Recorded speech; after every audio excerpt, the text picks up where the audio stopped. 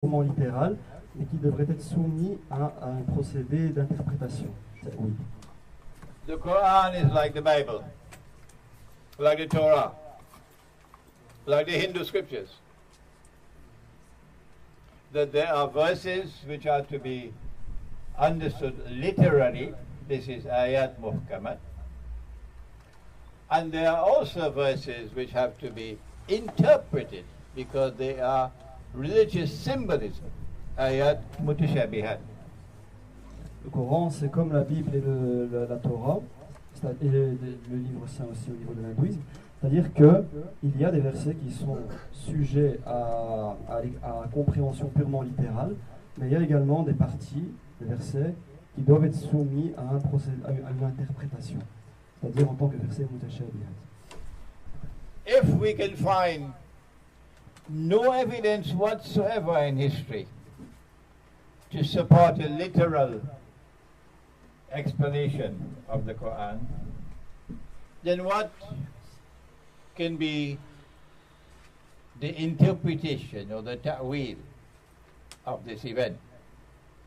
Si nous ne parvenons pas à trouver de preuves historiques qui soutiennent la compréhension qu'on se fait littéralement d'un passage du Coran, alors dans ce cas-là, quelle en serait l'interprétation? The Quran is telling us, possibly, and Allah knows best, that there is a dead body, something that is dead, sitting on the throne of Sulaiman alayhi salam, which is the holy state of Israel. And because the dead body is not as yet recognized to be dead, it is succeeding in getting those who are working on its behalf to continue to work to its benefit, so that the state of Israel continues to benefit and benefit and benefit by those who are working not knowing that this body is dead. But there are those who do not want that this should continue indefinitely. And so they keep on chipping away at the bottom of this stuff until eventually the balance or equilibrium will be disturbed. Every Wall Street banker will understand what I'm talking about now. Oh yes, a Wall Street banker will understand perfectly what I'm talking about now. The balance or the equilibrium will be disturbed to such an extent that the staff will not only lose its balance, but the dead body will collapse. What could that dead body be? Le Coran suggère qu'il y a donc un corps qui est mort, donc qui s'appuie sur un bâton. Dans le même laps de temps, il y a des gens, des djinns qui travaillent toujours au bénéfice de cet État d'Israël, malgré tout, sachant qu'il y a le corps qui est déjà qui est mort, donc reposant sur un bâton. D'autres, à l'instar, donc il y a une situation pour laquelle Israël bénéficie du fruit du travail qui est continuellement réalisé par les travailleurs qui sont toujours en train de travailler. Et à côté de cela, d'autres peuvent ne pas accepter cette situation de bénéfice perpétuel et peuvent se mettre à ronger tout doucement donc le bâton sur lequel s'appuie le corps qui est décédé. Il dit aussi que n'importe quel banquier de Wall Street comprendrait en fait ce que je suis en train de dire du point de vue du fait que quand on parle d'équilibre compromis, en faisant allusion au bâton du corps qui est décédé sur lequel s'appuie le prophète Sheikh Imran. Ici, On parle en fait de rupture de balance. And the last element, your last element was. That's it. Last thing you said was Wall Street Bank. Ici, en fait, on met en avance le fait qu'il y a une situation de bénéfice et une situation pour le compte de certains, et d'autres, en fait, qui ne supportent pas cette situation de bénéfice continuel et qui peuvent, en sous-main, procéder à un processus de déséquilibre, venir compromettre un déséquilibre.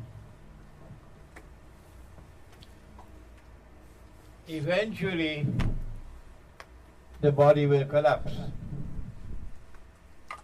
And my understanding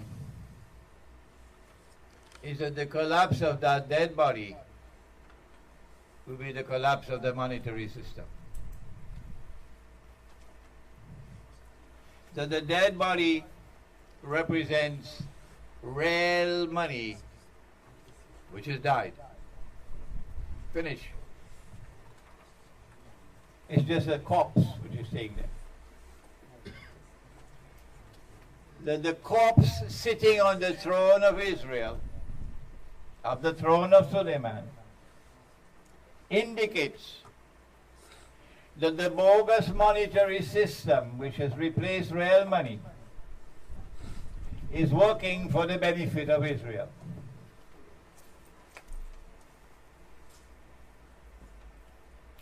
And that they did not want this to continue forever because there is a reason why they want the body to eventually collapse.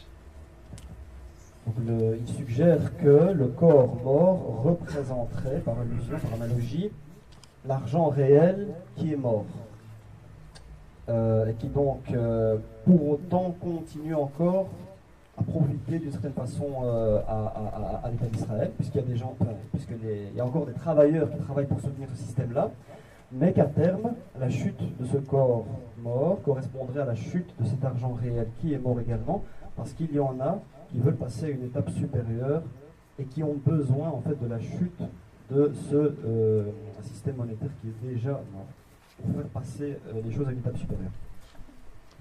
I want to first explain or share with you what benefit they are deriving, continuing benefit, from the dead body sitting on the throne. And secondly, why do they want the dead body to collapse? Before we proceed to the world of money after the body collapses or the monetary system collapses. Alors, je voudrais vous parler de quels seraient les bénéfices de maintenir en fait ce système pour le moment, temporairement, de l'argent réel qui est déjà mort, à savoir quels seraient les bénéfices d'avoir ce corps mort qui tient encore en place, et ensuite, pourquoi, je vais vous parler du fait de pourquoi est-ce qu'ils souhaitent parvenir à la chute en fait de ce corps mort, avant de passer à la suite concernant le futur système monétaire. When all the paper money have been demonetized, and the only money that now remains is the electronic and digital money in the banking system, then at that time, if you listen carefully, you'll hear the click when the lock is locked. When you hear that click, you know the trap is set. If you are inside the monetary system, there's no escape. None. If you are sensible, intelligent, you will now worship Dajjal and you will survive. You'll be able to use your money. All that you have to do is to worship Dajjal and therefore accept the unholy state of Israel as the ruling state of the world in Pax Judaica. Donc en fait, lorsqu'on passera à ce système monétaire nouveau, à savoir électronique et digital, c'est un peu comme, vous entendrez clic comme un piège qui s'est refermé sur vous.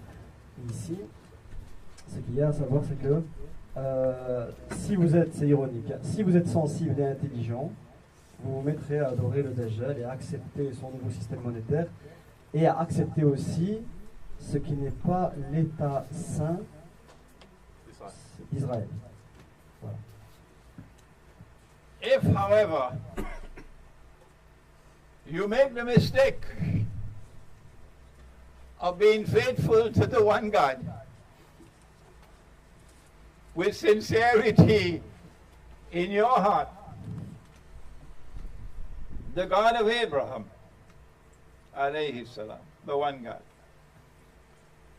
and you refuse to worship Dajjal and submit to the state of Israel, then your money can disappear.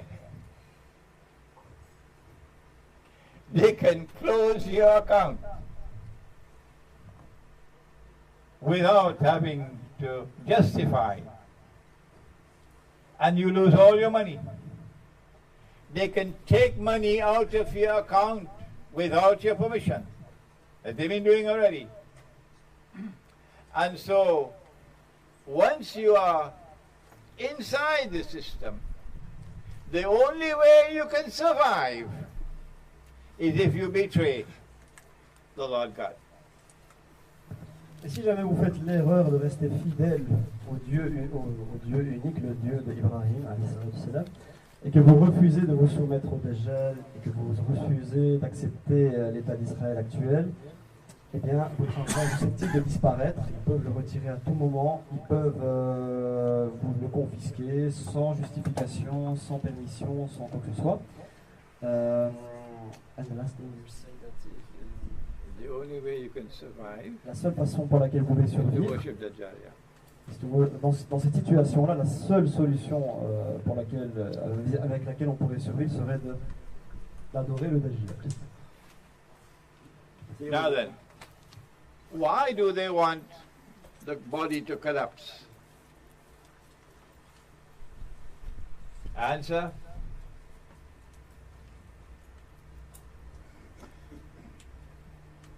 Dajjal wants to sit on the throne.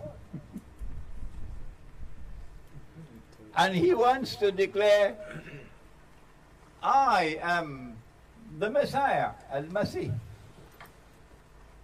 And it is for this reason that Nabi Muhammad alayhi salatu wasalam described him as Al-Masih al-Dajjal. Dajjal, who will claim to be the Messiah. But even if he is the ruler of Israel, and Israel has replaced the United States of America as the ruling state in the world, he cannot get the Jews to accept him as the Messiah, so long as Israel is using bogus money. And so Dajjal, in order to qualify for claiming to be the Messiah, must ensure that Israel returns to real money. And that is why the dead body must collapse.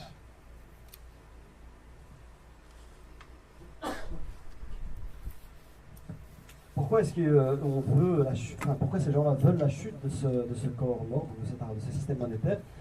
Parce que le Dajjal il veut s'asseoir sur le trône, à la place de prendre le trône et se déclarer en tant que Messie, tel que ça a été. Mais le prophète alayhi salam l'a déclaré comme étant le faux Messie.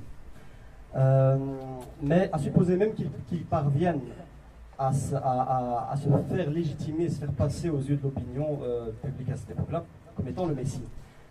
Il ne peut pas convaincre les Juifs de croire en lui, alors que le système monétaire qui est en vigueur est un système bidon. Donc pour cela, pour réussir à valider pour se légitimer donc en tant que Messie, il doit s'assurer qu'Israël n'utilise plus en tout cas un système monétaire bidon. Every Jew knows that paper money is not kosher. It's not a halal. And that electronic money will not be kosher, not halal. Every Jew knows that. And so Israel will have to return to gold and silver as money. If Israel has to return to gold and silver as money, then Israel has to ensure that at that time Israel will have the largest store or reserves of gold in the world. Maybe that's why perhaps there are many who suspect that there is no gold left in Fort Knox.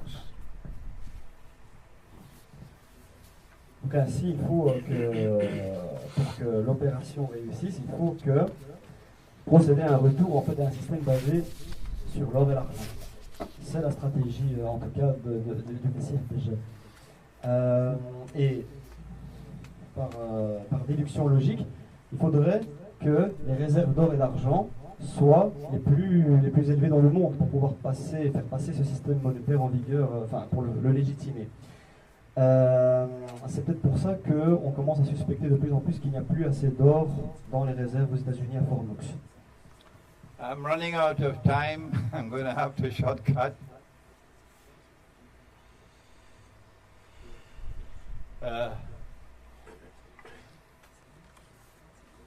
The German government, during the Second World War, I believe,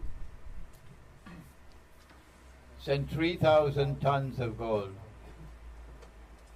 for storage in Fort Knox in the United States.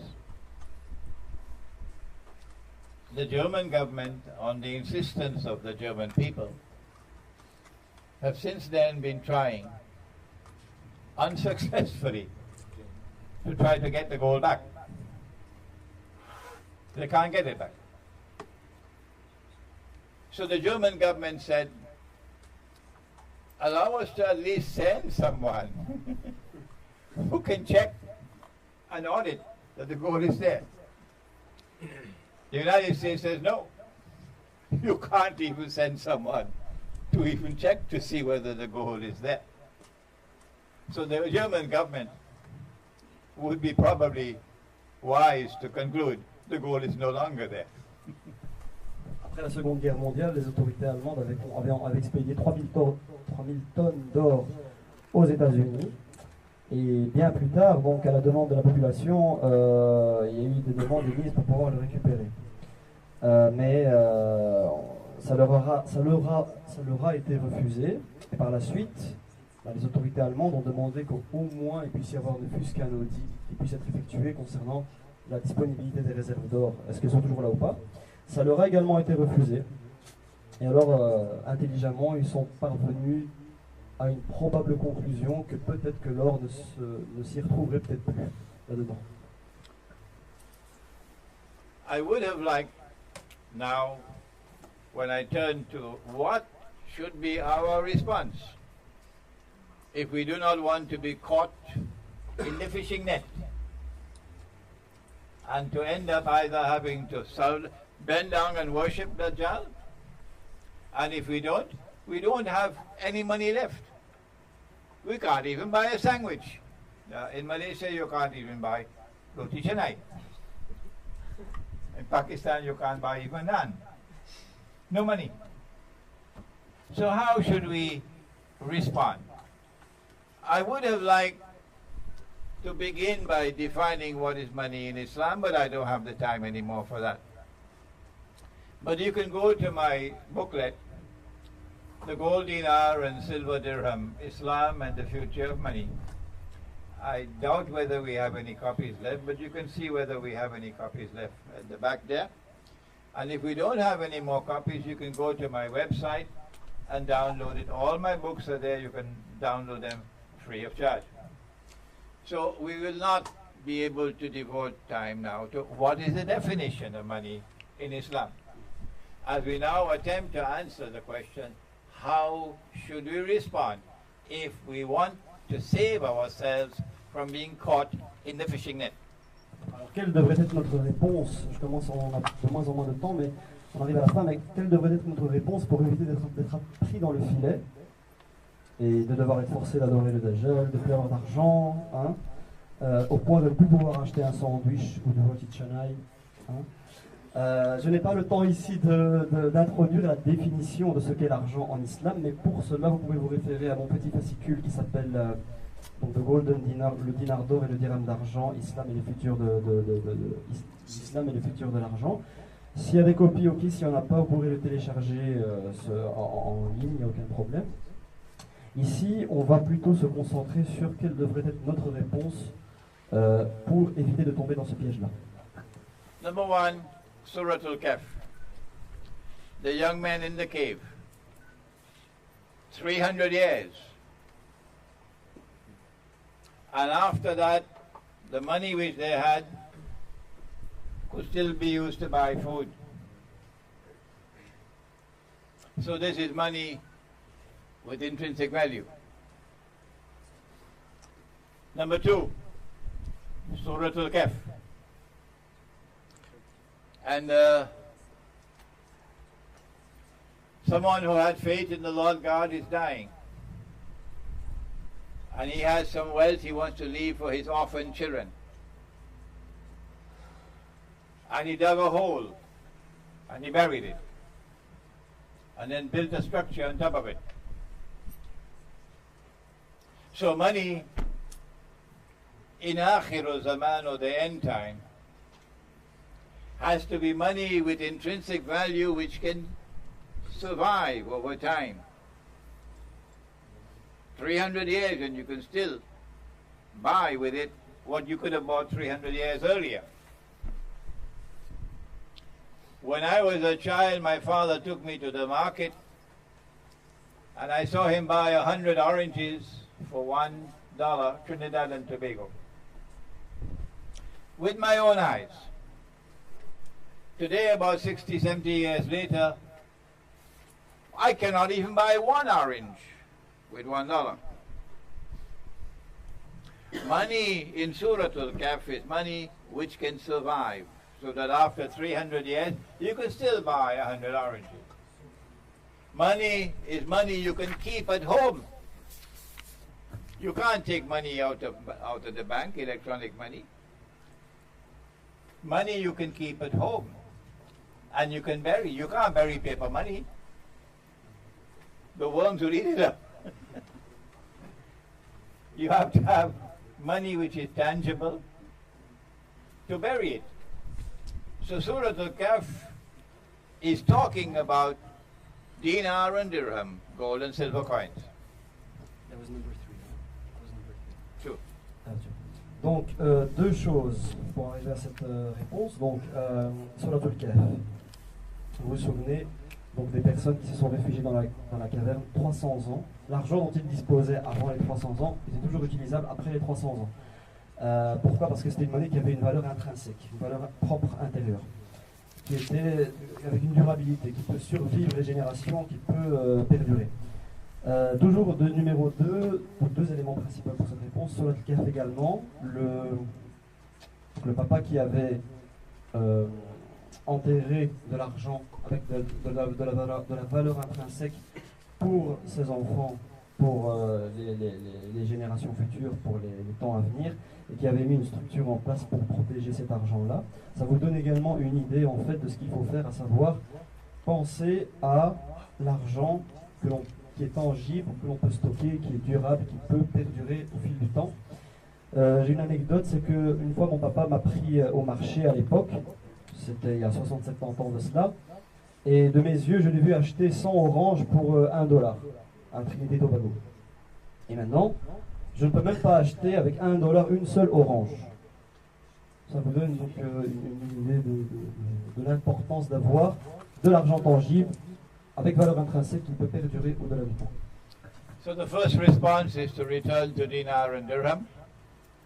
And when there is a scarcity of dinar and dirham, you know you can use articles of food consumption. But I don't have the time to explain that now. Number 2.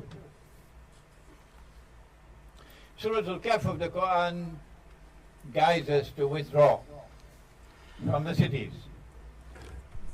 Withdraw to the remote countryside with your wives, with your children, and live in a community.